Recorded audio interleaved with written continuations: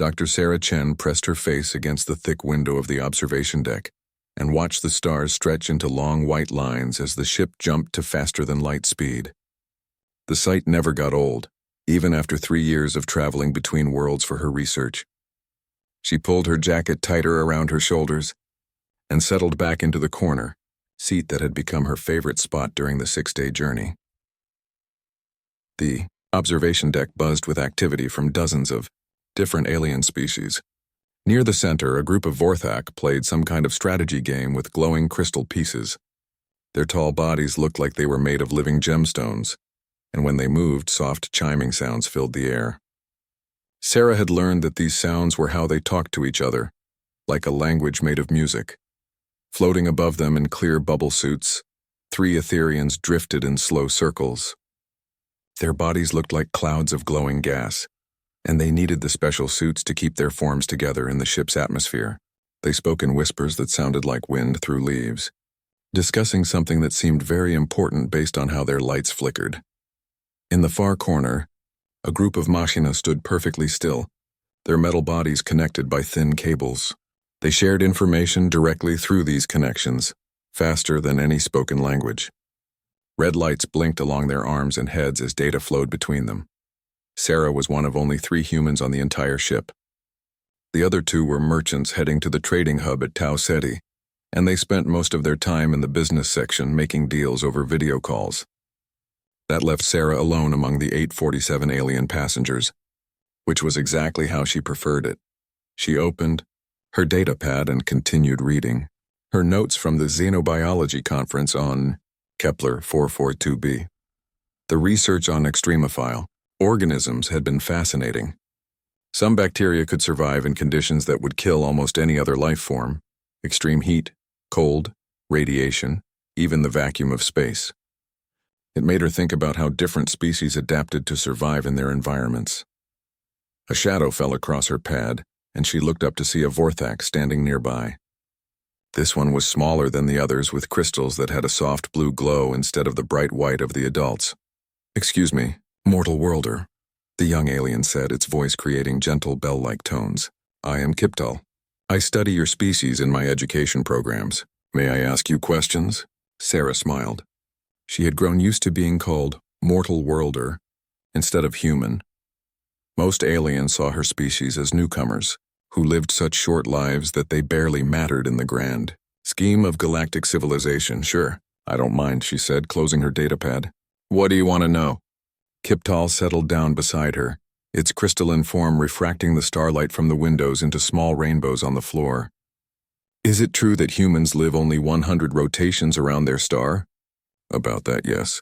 Sometimes a little more, sometimes less." "That seems so brief," Kiptal said, its crystals dimming with what Sarah had learned was sadness among the Vorthak. "My people live for over 2,000 rotations. How do you accomplish anything meaningful in such a short time?" Sarah had heard this question many times before. Most alien species lived for centuries or even thousands of years. To them, human lives flashed by like the brief lives of insects. "We pack a lot into our short time," she said. "Maybe because we know our time is limited, we work harder and faster. We don't have the luxury of putting things off until later." "Fascinating," Kiptal said. "And is it true that humans are very fragile?" "Our teachers say that your bones break easily and your skin tears with small injuries." "Compared to your people, yes, we're pretty fragile," Sarah admitted. "But we heal fast and we're good at adapting to different situations." From across the deck, an adult Vorthak called out in the crystal language, and Kiptal's glow brightened with excitement. "My parent crystal calls me for evening harmonics," Kiptal explained, standing up. "Thank you for answering my questions, Dr. Chen. Perhaps we can speak again during the journey." "I'd like that," Sarah said, watching the young alien join its family group. As the ship's artificial night cycle began, the lights in the observation deck dimmed to a soft glow. Most of the aliens retired to their quarters, but Sarah remained in her corner seat. She enjoyed the quiet hours when she could think and work without interruption. She opened her datapad again and scrolled through her research files. The conference had covered some incredible discoveries about life in extreme environments. One presentation had shown bacteria that could survive direct exposure to space radiation for months. Another had documented organisms that thrived in temperatures that would melt metal. It made her wonder about the early days of human space exploration, when her ancestors had to survive in environments just as hostile as the ones these bacteria called home. Humans might not have natural armor like the Vorthak or energy bodies like the Etherians, but they had something else. The ability to adapt and survive in places that seemed impossible for life to exist. A soft chime indicated that the ship was preparing for another jump to hyperspace. Sarah watched through the window as the stars began to shift and stretch again.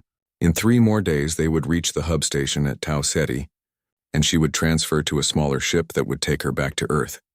She thought about her small apartment in Geneva, where she lived alone with her research and her books. It wasn't much compared to the grand crystal cities of the Vorthak or the floating cloud palaces of the Etherians, but it was home. It was a place where humans had carved out their own small corner of the galaxy through determination and hard work. As the ship settled into its new course, Sarah heard quiet conversations starting up again among the remaining passengers. She listened to the mix of languages and sounds, crystal chimes, wind whispers, electronic beeps, and dozens of others she couldn't identify. Each species had developed its own way of communicating, its own culture, its own approach to life. Humans were still the newcomers in this galactic community. Earth had only joined the Galactic Consortium 50 years ago, which was barely yesterday in the timescales that most aliens thought in. Many species still saw humans as curiosities rather than equals, interesting mainly because they had managed to develop faster than light travel in such a short time. Sarah didn't mind being underestimated. She had learned during her years of travel that it was often better to be overlooked than to be the center of attention. She could do her research, learn about the incredible diversity of life in the galaxy, and contribute to the growing body of knowledge about xenobiology without getting caught up in galactic politics or species rivalries. She yawned and stretched, feeling the effects of the long day. Tomorrow she would probably spend more time talking with Kiptal and maybe some of the other passengers who were curious about human biology. She enjoyed these conversations, even when they reminded her of how different humans were from everyone else. Standing up from her seat, Sarah took one last look at the stars streaming past the window. Somewhere out there was Earth, a small blue world where humans had learned to survive and thrive despite their limitations.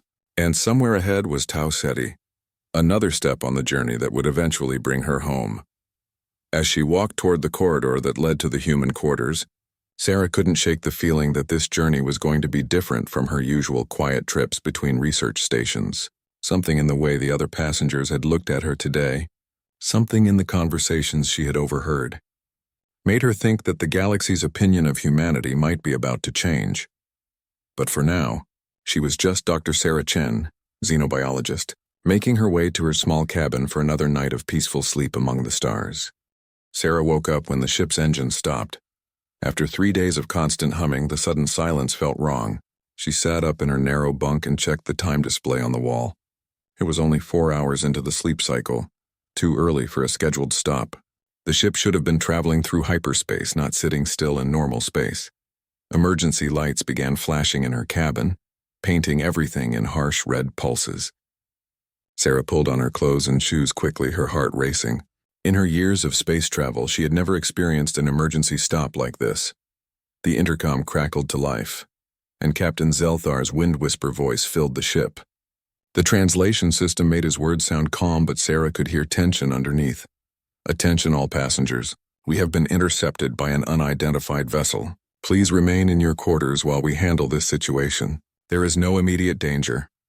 Sarah knew that when ship captains said there was no immediate danger, it usually meant there was plenty of danger coming soon. She moved to her small window and pressed her face against it, trying to see what was happening outside. A massive ship hung next to theirs, at least 3 times larger than the passenger transport. Its hull was covered in spikes and weapon ports, and it looked like it had been built for war rather than travel.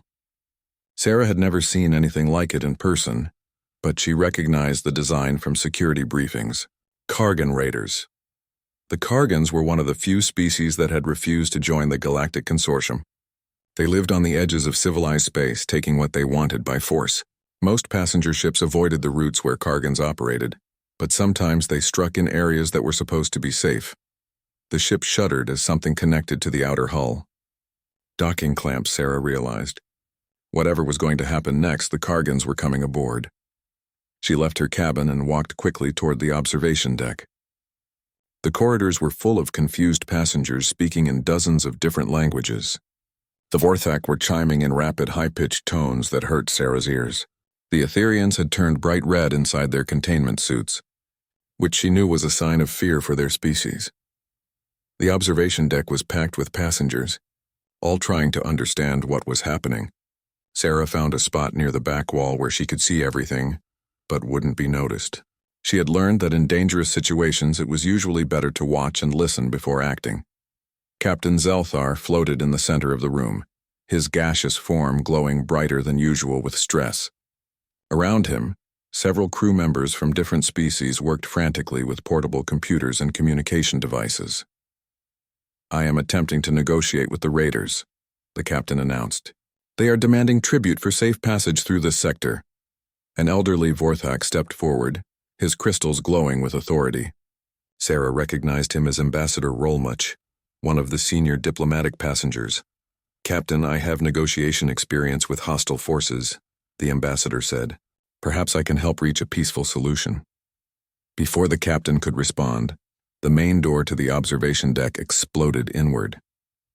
Metal fragments scattered across the room as passengers screamed and scattered away from the entrance. Through the smoke, massive figures in armor stepped into the room. Sarah had never seen a Kargan in person before. They stood nearly 8 feet tall with thick gray skin covered in natural armor plates. Their faces looked like they had been carved from stone, with small red eyes and mouths full of sharp teeth. Each one carried weapons that were bigger than Sarah's entire body. The lead Kargan removed his helmet, revealing a head covered in scars and metal implants. When he spoke, his voice was like rocks grinding together, harsh and threatening even through the translation system. "I am Warlord Thexmore of the Blood Fleet. This ship and everything on it now belongs to me." Captain Zelthar floated forward, his form flickering with nervous energy. "Warlord, we are a civilian transport. We carry no military cargo or valuable resources. If you require tribute, we can offer credits or trade goods." Thexmore laughed, a sound like breaking glass. "Credits? Trade goods? You think too small, gas breather. Your cargo hold is full of the most valuable resources in the galaxy." He gestured toward the crowd of passengers with one massive arm. "Living beings. Exotic species, some worth more than entire planets in the right markets." Sarah felt ice run through her veins as she understood what the warlord meant. This wasn't just a robbery. The Kargans were slavers. Ambassador Rolmuch stepped forward, his crystals glowing with diplomatic authority. "Warlord Thexmore, I am an official representative of the Galactic Consortium. Taking civilian passengers as slaves violates dozens of interstellar treaties. If you release us unharmed, I can arrange for compensation that would be far more valuable than any illegal trade." Thexmore studied the ambassador for a moment, then nodded to one of his soldiers. The Kargan raised his weapon and fired a single shot. Ambassador Rolmuch's crystal body shattered into 1,000 pieces that scattered across the floor like broken glass. The observation deck erupted in screams and panicked voices. Passengers pressed against the walls, trying to get as far away from the raiders as possible. Sarah pressed herself against the back wall, her mind racing as she tried to understand what was happening. "Diplomacy is for the weak," Thexmore announced. "Now you understand that resistance is pointless. You belong to me now." More Kargan soldiers entered the room, herding passengers into groups. They seemed to know exactly what they were looking for, separating different species into different areas. The Etherians went into one group, their containment suits flickering with terror. The Machina were disconnected from each other and placed in a separate area, their lights blinking in distress patterns. When the soldiers reached the area where Sarah stood with a few other passengers, Thexmore himself walked over to examine them. His red eyes looked over each being like he was evaluating cattle. "Vorthak juveniles," he said, pointing to a group that included young Kiptal. "Perfect for the fighting rings. They heal fast and the crowd loves to watch crystal beings shatter." Sarah watched in horror as Kiptal was separated from his parent crystals. The young alien's harmonics rose to a frequency that made her ears hurt, a sound of pure terror that cut through all the other noise in the room. Thexmore's gaze moved to Sarah. For a moment, his red eyes studied her small human form, then he snorted with disgust. "Mortal worlder," he said to his soldiers. "Worthless. Their kind breaks too easily for any profitable use. Put it with the disposables. Sarah was pushed toward a corner where the raiders had gathered the oldest and weakest passengers, the ones they considered too fragile or damaged to sell. The insult stung, but she forced herself to stay calm and quiet. Being underestimated might be the only advantage she had. As the Kargans continued separating their prisoners, Sarah listened to the conversations between the soldiers. They spoke in their own language, but her universal translator picked up enough for her to understand their plans. The valuable prisoners would be taken to the raider ship immediately. The disposables would be left behind when the raiders destroyed the transport to eliminate witnesses. She looked around the room at the other passengers, seeing species that had mastered faster-than-light travel, created incredible technologies, and built civilizations that spanned star systems.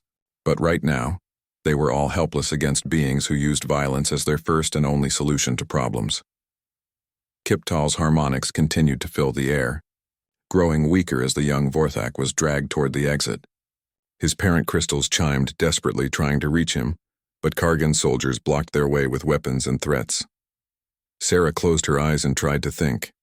She had spent her entire adult life studying alien biology, learning about the strengths and weaknesses of different species. She knew exactly how fragile Etherian containment suits were, how Vorthak crystals could be shattered at specific frequencies, how Machina could be disabled by electromagnetic pulses. But she also knew things that her xenobiology education hadn't taught her. Things from her previous life before she became a scientist, things she had hoped never to use again. As Warlord Thexmore supervised the loading of his prizes, Sarah opened her eyes and watched everything carefully. She memorized the positions of the guards, the weapons they carried, the layout of the room. She noted which Kargans seemed alert, and which ones were relaxed and overconfident. The other passengers saw her as just another weak mortal worlder, no different from how the Kargans saw her. But Sarah knew something that none of them understood. Sometimes the most dangerous predators were the ones that looked like prey. Sarah watched from her corner as the Kargan soldiers dragged Kiptal toward the exit. The young Vorthak's crystal body was dimming with fear, and his harmonics had become weak, broken sounds that made Sarah's chest ache. Behind him, his parent crystals were being held back by Kargan weapons, their own lights flickering between rage and helplessness. This was wrong. All of it was wrong. For 3 days she had watched these passengers go about their lives. She had seen the Vorthak families playing games together, their crystal songs filling the air with beauty. She had watched the Etherians drift in their graceful dances, their forms flowing like living art. She had observed the Machina sharing information in their silent, efficient way, working together to solve problems. These were not just alien species to her anymore. They were individuals with families, hopes, fears, and dreams. Kiptal was curious about humans and wanted to learn. His parents loved him the way any parents loved their child. None of them deserved what was happening. But what could she do? She was one small human among dozens of armed Kargan raiders. The other passengers had already tried diplomacy and been answered with violence. The ship's crew was outnumbered and outgunned. Even the advanced alien technologies and centuries of experience meant nothing against beings who simply took what they wanted by force. Warlord Thexmore stood near the entrance, directing his soldiers as they prepared to move the valuable prisoners to his ship. A scarred Kargan called Vexron supervised the group of disposables, including Sarah. He seemed bored with guard duty, more interested in watching the loading process than paying attention to the weak aliens he was supposed to watch. Sarah studied Vexron carefully. Like all Kargans, he was massive and covered in natural armor plating. His weapons were bigger than anything she had ever seen. But underneath all that protection, he was still a living being with the same basic anatomy as any other bipedal species. She thought about the xenobiology texts she had read, the anatomical charts she had memorized during her studies. Every species had vulnerable points, places where nerves clustered, where blood vessels ran close to the surface, where a precise strike could disable or kill regardless of size or armor. But thinking about killing someone and actually doing it were very different things. Sarah had not always been a xenobiologist. Before her peaceful career studying alien life, she had served 8 years in Earth's Special Forces. She had been trained to fight, to kill when necessary, to do whatever it took to complete the mission and protect innocent lives. That had been a different life, a different person. Dr. Sarah Chen was a scientist who believed in peaceful solutions and diplomatic communication, but Sergeant Sarah Chen had been someone else entirely, someone who knew exactly how to kill efficiently and without hesitation. She had spent the last 15 years trying to forget those skills, focusing on saving lives instead of taking them. She had built a new identity around knowledge and discovery, leaving behind the violence and blood of her military service.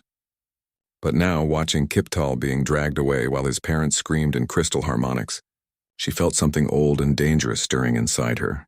The other passengers in her corner were frozen with fear. An elderly Etherian's containment suit was flickering with panic patterns. A damaged machina kept repeating error codes in a broken electronic voice. They were all waiting for someone else to save them, for some authority figure to step in and fix the situation, but there was no one else. The ship's captain was being held at gunpoint.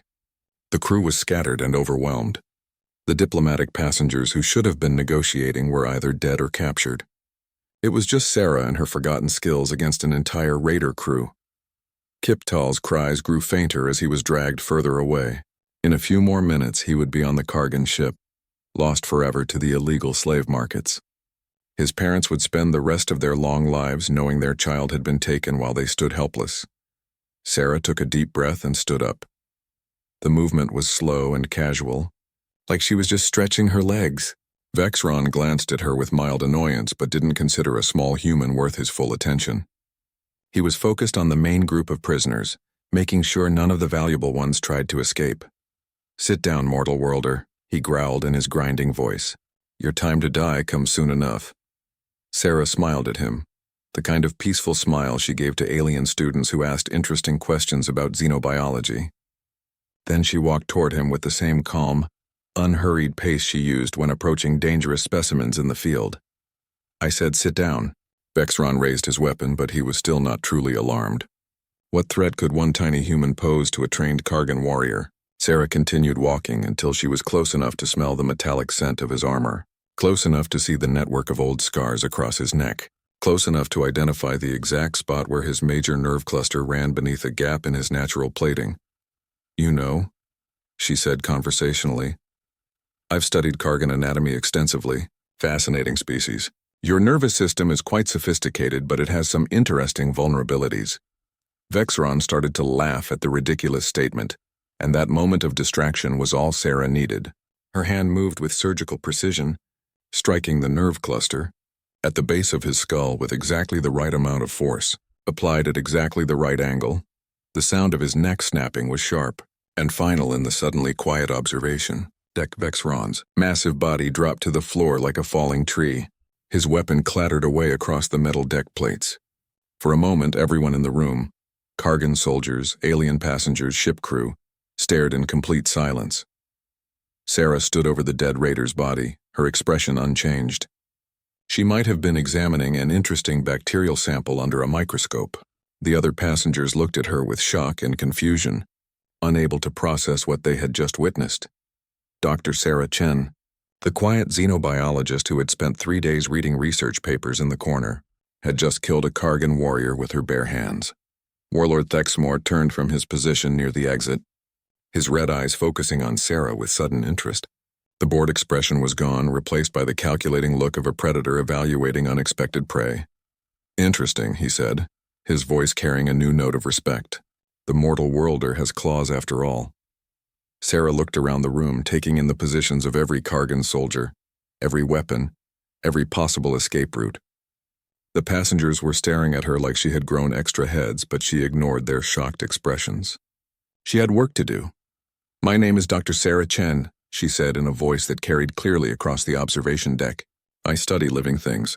All living things have weaknesses." She bent down and picked up Vexron's sidearm, checking the power cell and safety mechanisms with practiced efficiency. The weapon was heavy and awkward in her small hands, but she had trained with similar alien weapons during her military service. "You made a mistake," she continued, looking directly at Warlord Thexmore. "You assumed that being mortal made us weak. But the thing about having a short life is that you learn not to waste it." Thexmore gestured to his soldiers, and they began moving to surround Sarah, but she was already in motion. No longer the quiet scientist who had sat peacefully in the corner for 3 days. Sergeant Sarah Chen was awake now, and she had work to do. The passengers who had thought they knew her watched in amazement as the small human woman moved with deadly purpose across the observation deck. Some of them had wondered what made humans dangerous, enough to earn a place in galactic civilization despite their obvious physical limitations. Now, they were about to find out. Kiptal's terrified harmonics still echoed through the ship, but they were about to change to something very different. The young Vorthak was about to learn that sometimes the most dangerous predators in the galaxy were the ones that everyone underestimated. Sarah had been quiet for 3 days. She wasn't going to be quiet anymore. The first Kargan soldier to reach Sarah expected an easy kill. He raised his massive rifle toward the small human, confident that superior size and firepower would end this quickly.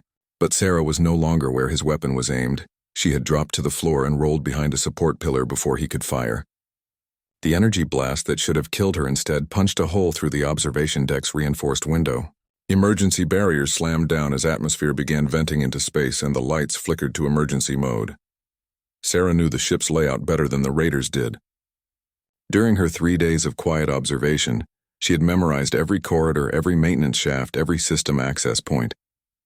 While the Kargans had focused on controlling the main areas, she had studied the spaces between the walls where the real power of the ship flowed. From behind the pillar, she fired Vexron's weapon at the environmental control panel. Sparks flew as the systems overloaded, and suddenly the artificial gravity in the observation deck began fluctuating wildly. The massive Kargan soldiers, weighed down by their heavy armor, stumbled and crashed into walls as their weight shifted unpredictably. Sarah had trained in zero-gravity combat during her Special Forces service. While the raiders struggled with the changing gravity fields, she moved through the chaos like she was swimming through familiar water. The second Kargan to die never saw her coming. He was trying to steady himself against a wall when Sarah appeared behind him, her movements fluid and precise despite the gravity fluctuations. She knew from her anatomical studies that Kargan armor had weak points at the joints. Her borrowed knife found the gap between his neck plates with surgical accuracy. Warlord Thexmore roared orders in the Kargan language, but his soldiers were scattered and confused by the environmental chaos. The observation deck had become a maze of shifting gravity fields, emergency lighting, and debris from the damaged window barriers. Sarah disappeared into a maintenance hatch, leaving the raiders to search for an enemy who seemed to vanish and reappear like a ghost. But she wasn't hiding, she was working. The ship's main computer core was 3 decks below, accessible through the maintenance tunnels that were too small for Kargan warriors. Sarah crawled through the narrow passages with determined efficiency, her xenobiology training helping her navigate by the patterns of light and sound that indicated different ship systems. When she reached the computer core, she didn't try to shut down the raiders' equipment or call for help. Instead, she began systematically overloading the ship's internal systems in a carefully planned sequence that would turn the entire vessel into a weapon. The first system she targeted was atmospheric pressure. By creating controlled leaks in specific sections, she could force the raiders to move through areas where she had advantages. The second was lighting. Emergency strobes in some sections, complete darkness in others, creating confusion and disorientation among enemies who depended on their superior physical strength. The third system was the most dangerous. Sarah began overcharging the ship's internal power grid, routing energy through pathways that were never designed to handle such loads. In 20 minutes, the overload would reach critical levels and start causing explosions throughout the ship. But 20 minutes was more than enough time for what she needed to do. When she emerged from the maintenance tunnels on Deck 7, 3 Kargan soldiers were waiting for her. They had finally figured out how she was moving through the ship and set up an ambush near one of the main access points. "Surrender, mortal worlder," one of them commanded. "The warlord wants to speak with you before you die." Sarah studied them for a moment, noting their positions, their weapons, the distance between them and the nearest cover. Then she smiled the same peaceful smile she had given Vexron. "Did you know that Kargan warriors have excellent hearing?" she asked conversationally. "Much better than human hearing. It's one of your species' major advantages in combat." The soldiers looked confused by the irrelevant comment. That confusion lasted exactly long enough for Sarah to activate the sonic pulse grenade she had taken from Vexron's equipment harness. The high-frequency blast was barely noticeable to human ears. But to the Kargans it was agony. They dropped their weapons and clutched their heads, their enhanced hearing turning into a devastating weakness. Sarah walked past them calmly, using their own weapons to end their suffering quickly and efficiently. She found Kiptal on deck 5, locked in a holding cell with a dozen other captured passengers. The young Vorthak's crystal body had dimmed to almost nothing, and his harmonics were weak with despair. But when he saw Sarah approaching the cell controls, his lights began to flicker with hope. "Dr. Chen," he chimed softly, "how did you escape from the disposables group?" "I didn't escape," Sarah said, working on the electronic lock with tools she had improvised from ship components. "I'm working." The lock clicked open and the prisoners began filing out. Sarah handed weapons to those who could use them and directed the others toward the escape pods, but her own work wasn't finished yet. Warlord Thexmore was still alive, and as long as he lived, more ships like this one would be attacked. More innocent beings would be captured and sold into slavery. The problem wouldn't be solved until the source was eliminated. She found him in the ship's cargo bay, which the raiders had been using as their base of operations. Half his remaining soldiers were with him, along with several pieces of heavy equipment they had brought from their own ship. Thexmore stood in the center of it all, his red eyes scanning the entrances as he waited for the small human who had killed so many of his warriors. "Dr. Sarah Chen," he said when she appeared in the main doorway, "you are not what you seem to be." "I'm exactly what I seem to be," Sarah replied, checking the power level on her current weapon. "I'm a xenobiologist. I study living things and I learn how they work." "You fight like a warrior, not a scientist," Sarah shrugged. "I used to be a warrior. Then I became a scientist. Today I'm both." Thexmore gestured to his soldiers and they spread out to surround her. But Sarah had already planned for this moment. During her time in the maintenance tunnels, she had rigged several of the cargo bay's support systems with improvised explosives. "You cannot defeat us all," Thexmore said confidently. "Surrender now and I will grant you a quick death." "You're probably right," Sarah agreed. "I can't defeat you all in a fair fight." "But I don't fight fair."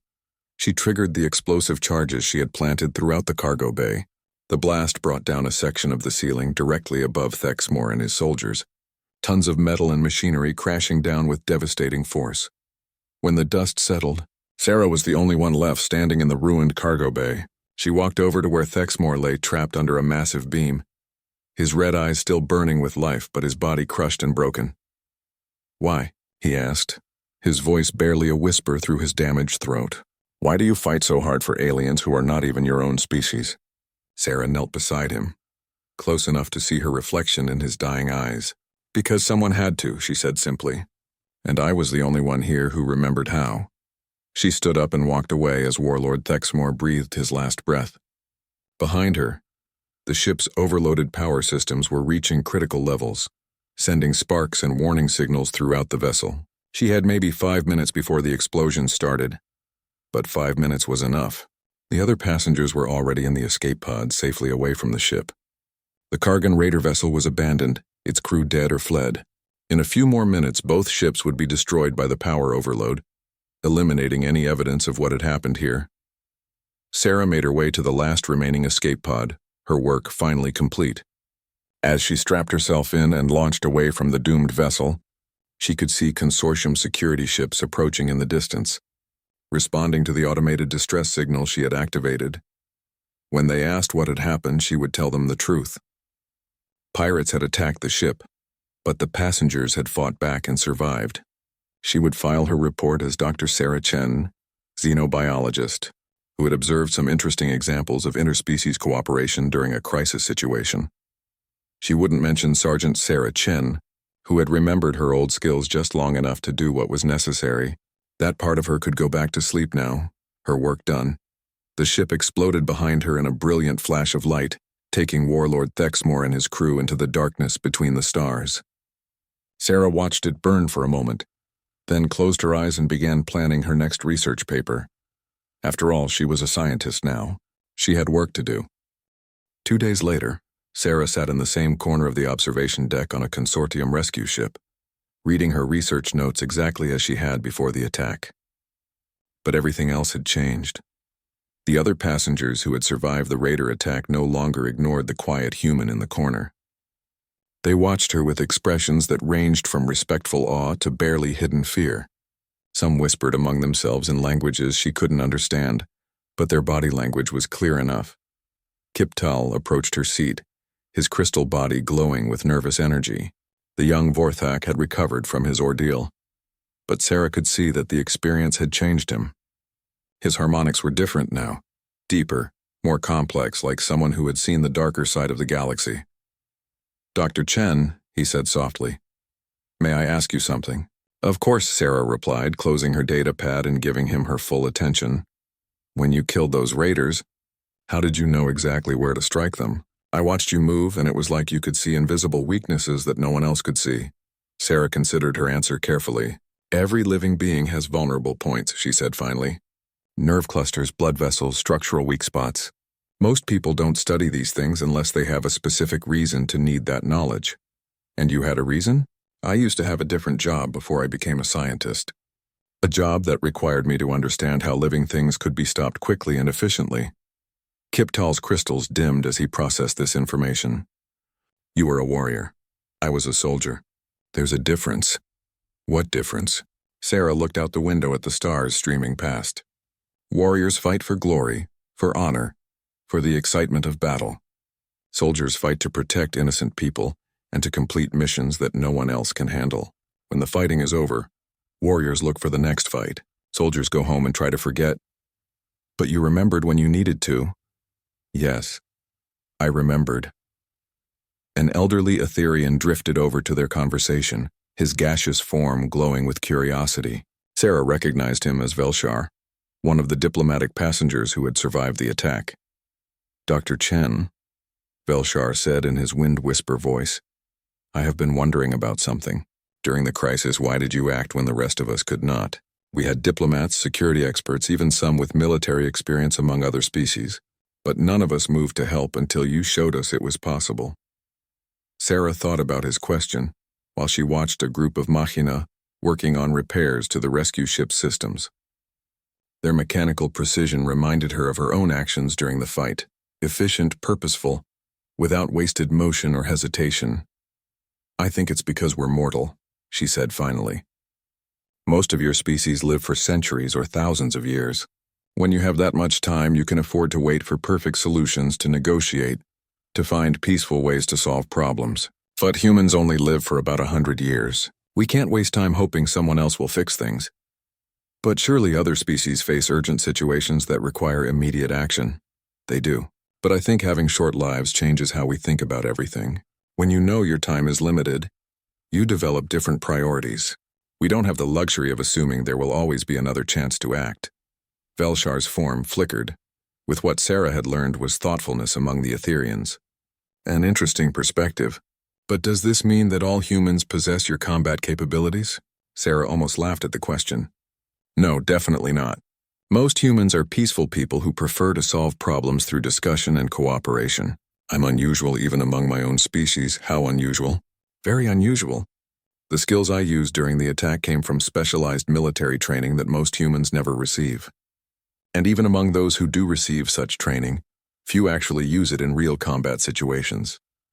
Captain Zelthar approached their group, his gaseous form still showing signs of stress from the recent events. As the ship's captain, he had been conducting formal interviews with all the survivors to complete his official report. "Dr. Chen," he said, "I have finished my preliminary report on the incident.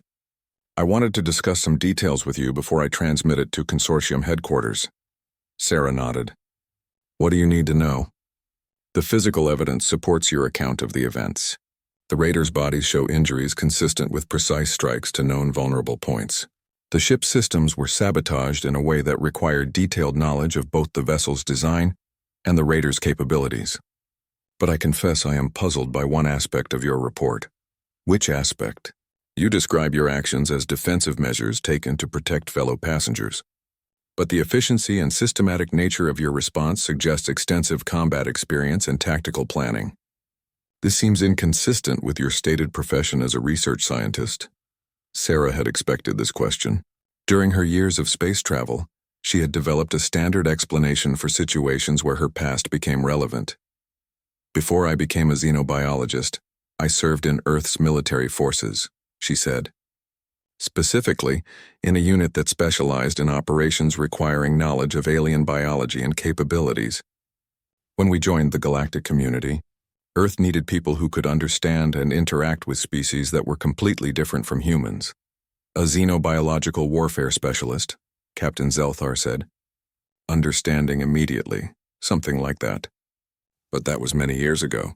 I left military service to pursue peaceful research because I preferred studying life to taking it.